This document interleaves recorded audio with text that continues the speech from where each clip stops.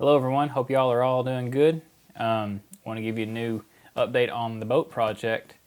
Last time I mentioned that we were due for some winter weather, and sure enough we got that weather. And it pushed back the boat progress just a little bit. But thankfully I had come up with a plan of action just in case. So while it was sleeting and snowing and all that mess, I had just made a trip to Lowe's right before it started and bought some lumber to build a boat motor stand. I had been searching online, and actually either in the comments on the video on YouTube channel or in the forum that you're finding this video, there's a link to the iBoats forum where I found the plans to build the one that I built. So anyway, this one that you're seeing me build right now, this is what I found online. This is the one I felt would fit my needs the best after looking at the plans. I liked the fact that it was on casters and all that, because I knew that after I got the motor off of the transom and onto the stand, I would need to be able to move it around. So anyway, a little bit of foreshadowing there. Let me talk about this construction a little bit. It's just some 2x4s, 2x6s, some galvanized screws, and some lag screws, and 4 casters. That's all it takes. You can actually put your gas tank and battery on the stand as well. That's what the little lip on front is for. It's to hold those two things.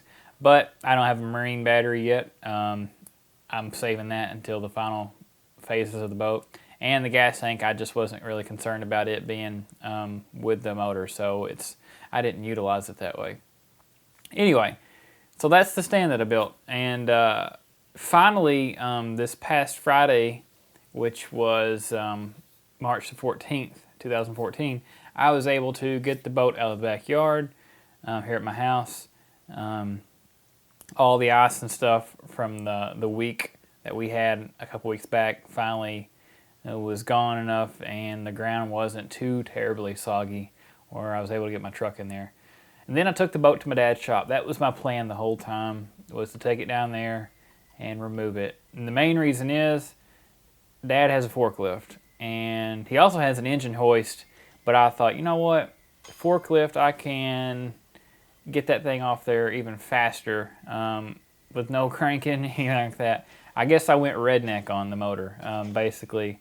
And yeah, I wrapped a chain around one of the forks, pinned it in place. I didn't get a close-up, so you really can't see it. But anyway, there's a hole in one of the forks for pulling trailers and stuff like that. Kind of a universal tool. And yeah, that's what I did.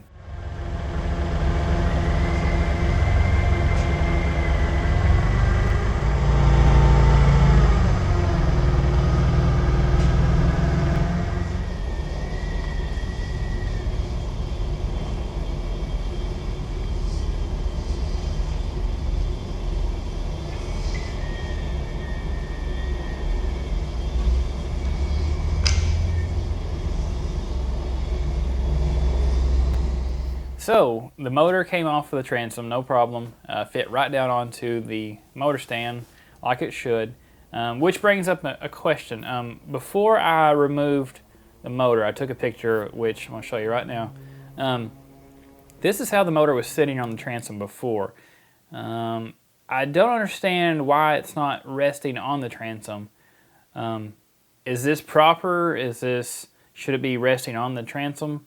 I mean, there were notches on the motor, extra holes, bolt holes, where it could be moved up or down. Completely could go down some more, but the way it was bolted on, I don't know if this was a Glastron factory method or if this was one of the previous owners. Anybody have any comments, please feel free to share, because I'm curious, does it need to go back exactly like it was? Do I need to make sure if I build a new transom, which I think I will be, do I need to make sure the holes are exactly the same and all that? Do I need to modify anything? Basically, I'm just looking for any comments anyone might have about it, because I'm not really 100% sure why it is that way, unless that's totally normal. I'll just say I didn't do that when I put it on the motor stand. I actually let that lip rest on top of the 2x6, and then I bolted it to the stand.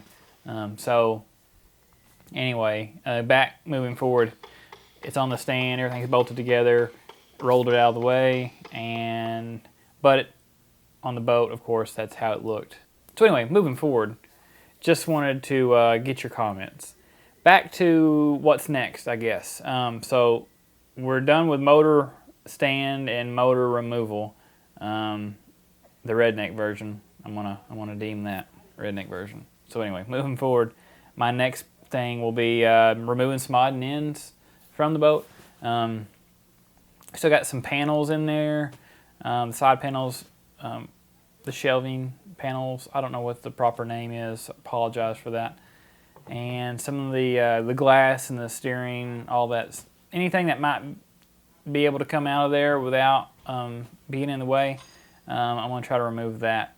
And before I remove the cap, I'm going to add some extra bunks to my trailer to kind of make it more cradle-like, but still using the trailer as the main supports instead of building a cradle from scratch.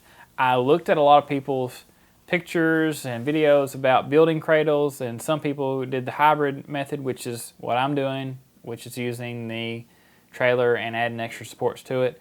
And then some people who didn't use a cradle at all, they just used it on the trailer. That kind of terrifies me because I don't want any planing problems later in life. I don't want the boat to hook and all that stuff. I read a lot about that too. So I am going to try to do some preventative measures to keep anything from going wrong in the deconstruction, and then glassing in new stringers and all that. So anyway, that's moving forward to remove the cap after I've got that stuff done. So anyway, that's basically it. A little short update, but I know it may not seem like a lot, but building a stand and getting the motor off there were really big items to check off of the list. That's why it's getting its own post here. Hopefully somebody may see these plans and all that and it'll help out. I hope so. I really found them valuable, and I thank the user on iBoats forums for putting them all together. And I did modify my stand just a little bit from the drawings. I just felt that 85 horse motor, I wanted to kind of double up on the strength of the upright supports. That's the only reason why.